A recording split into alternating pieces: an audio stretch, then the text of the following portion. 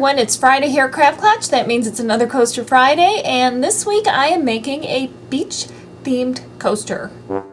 To give you a little bit of background, I was working on another project that has a mixture of sand and some clear or white glitter in it, and I mixed those two up and I mixed some resin into it so it was really nice and thick, and I had some left over, so that is where this coaster started. I was inspired while working on my little seascape memory ball, and I had some of the sand and resin mixture left over, so I am going to use that here. And you don't need to have it this thick. I did it this thick because I did need it that thick for that particular project. So I am spreading it out. Now this has been sitting for a while, so it's good and sticky. And I am going to take some shells and stick them on here. And you'll see that I didn't go all the way to the edge with the sand, and you'll see why. But I have a little sand dollar left, and I'm just going to take some shells and kind of scatter them, different kinds, different colors. Here's one that's a little bigger, and I'm going to kind of have it in the sand and out of the sand. Just realize this is going to be a taller coaster than usual. And as always, there is no right or wrong. Alright, then I'm going to take my starfish that I had left over, press him in right there. Alright, now I'm going to let this sit. Everything is set, everything is hard, and the sand dollar is set in here, and I forgot to seal it beforehand. So I took some clear high gloss Mod Podge, put it on there, so hopefully it's sealed enough and won't get super blotchy, but you never know. And I have prepared some resin. I'm using the Easy Cast resin, and I have a little bit of my India ink in blue.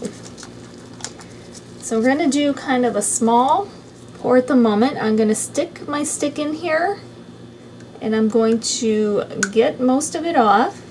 And then I'm going to take my stir stick, put it in here, and start mixing.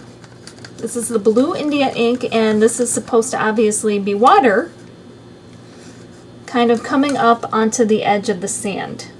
Make it as dark or as light as you want. I'm going to try to stay a little bit lighter.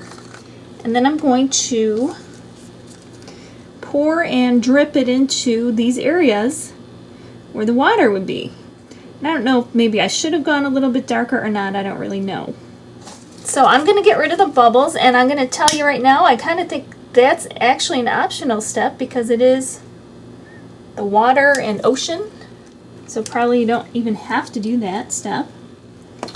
And then we're going to let that sit. And when that hardens, I'll come back and do my final pour over, and then we'll have a super cool one-of-a-kind coaster. I just poured the final layer of just clear resin over, and remember, you want to make sure, because like some of these shells are pretty tall, you want to make sure that you have them covered well enough so that you do have a flat surface for the coaster.